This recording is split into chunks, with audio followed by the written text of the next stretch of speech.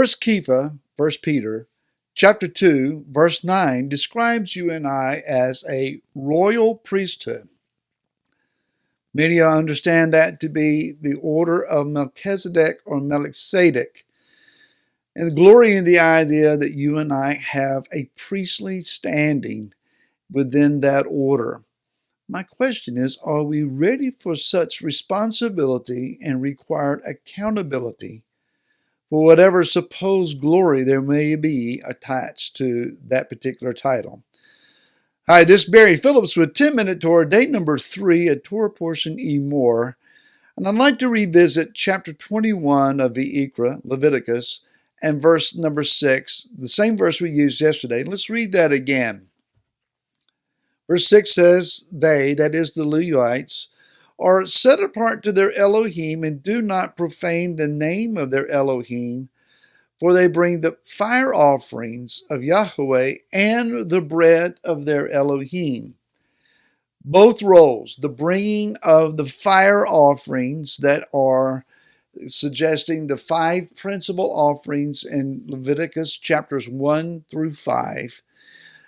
As the priest would lay these on the altar, fire would go up.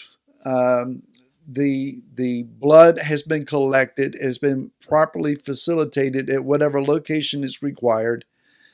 And for some of these offerings, then the priest receives a portion for himself to eat. There is a recognition of the glory and the responsibility of this endeavor, and that a priest serves the Most High, and he is also assisting his fellow member of Am Israel and approaching the Most High.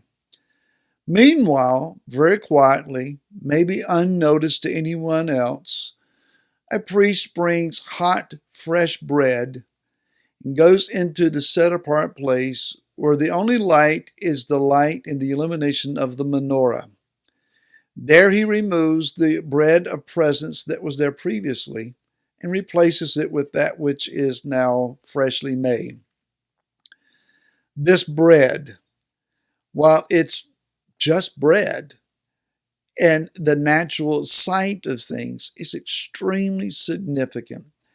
Maybe and probably much more so than even that which is the presentation of offerings on the altar of sacrifice out in the courtyard. One is a place that's busy, occupying much of their attention and time.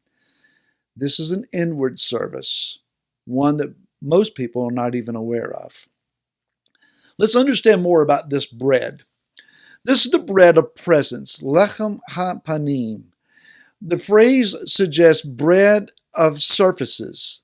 Ha-panim means faces or surfaces, and it represents the idea that our Elohim is multifaceted. If one were to hold up a diamond and begin to look at it closely, you will see that a skilled artisan has taken this stone and very carefully cut facets, edges, surfaces, faces into the surface of the diamond, so that when you hold it up to the light and you begin to turn it, you see the multiple opportunities of fire and radiance from each particular surface, one not exactly like the other. As the diamond, so is our Elohim. He is multifaceted, multi-faced, if you will. Not that he can't be trusted, not that he is two-faced, as we would say of another person, but rather that there are more understandings about our Elohim than you and I could properly comprehend. There's just too much to him. And so the understanding is that as one lays this bread on the table, we are acknowledging that our Elohim, even in his word, that the bread also represents, is just too much. There's too much there. It can never be properly consumed, even in multiple lifetimes. Our Elohim is beyond our ability to imagine. I had to learn to take some solace and some comfort in the idea a few years ago that there is more to Yah that I don't know, literally that I will never know, than there is that I can know. That is, the unknowable part of him is far beyond the knowable part. And yet I also take comfort in the idea that that which I do know is consistent in character with that which I don't know, or even that which I can't know. I have no capacity to properly understand. And so the idea that my Elohim is beyond imagination encourages me because he's got it all together.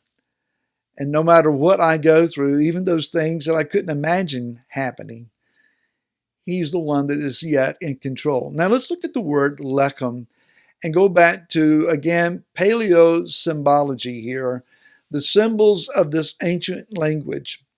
It is spelled lamed, chet, final mem. The lamed is a shepherd's staff. And with a shepherd's staff, among many explanations, we get the idea of that which is instructed, a teaching, that which guides us and keeps us on the right path. As a shepherd uses his staff to prod along the sheep and to reach out and grab those that are off the path, so the teaching and instruction of the shepherd, the chief shepherd, the great shepherd, keeps us on the path of the Torah and walking correctly. Yesterday we talked about that it is a tent flap or a door, that which swings back and forth. It is also a fence, and it represents what a fence and a door does. It defines what's on the inside and on the outside. It divides. And then finally, the final mem, it represents waters, but as a final mem, it is suggested that it represents deeper waters. So what is lechem then? It is the teaching and instruction that teaches us about the division of the deeper waters. What are the deeper waters? This will go all the way back to Bereshit, Genesis chapter number 1, where we see that the waters that are above and the waters that are below are divided. At one level, we're talking about the realm of the spirit versus the realm of the physical waters versus waters that are held in the heavenlies. That is the Shekinah of Yahweh, the divine presence. There's more to it than that. There's a much deeper meaning. And the Levitical understanding then of this bread of presence, to understand the multi-surfacing of Yah, to grow in our knowledge of Him in the Word, is then to also understand that there's more to Him in the Spirit. And there are waters that we have never stepped into that we need to find. What I like to know about this bread is that as it stays on the table for a week at a time, rabbinical minds suggest that it stays hot and fresh even at the time that it is removed, that the bread has not grown stale, but it is as freshly baked and aromatic and warm to the touch as the bread that was replaced it just a few moments ago. And then this bread is consumed by the priesthood. There are many that would ascertain the glories attached to the title of priest, or to the roles of leadership, or to some exalted means of and capacity of walk before Yah. But let me tell you that there is more than what we may desire. You see, the root of the word lechem is lacham, and it means to do battle, or it suggests make war. I'm talking about spiritual warfare. When you take on a greater role of responsibility and accountability, when you take on the opportunities of leadership, when you walk in the steps of an intercessor, when you stand between heaven and earth and you seek to find justice and right ruling for those that are hurting and in need, this is a realm of spiritual warfare. It's not to be entered into lightly or casually.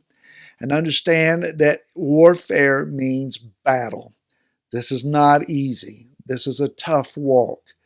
And if, my friend, you began to suggest to yourself that you're capable, prepare yourself. Be ready to serve the altar and the table and be the servant of the Most High. More on these things tomorrow. Until then, shalom.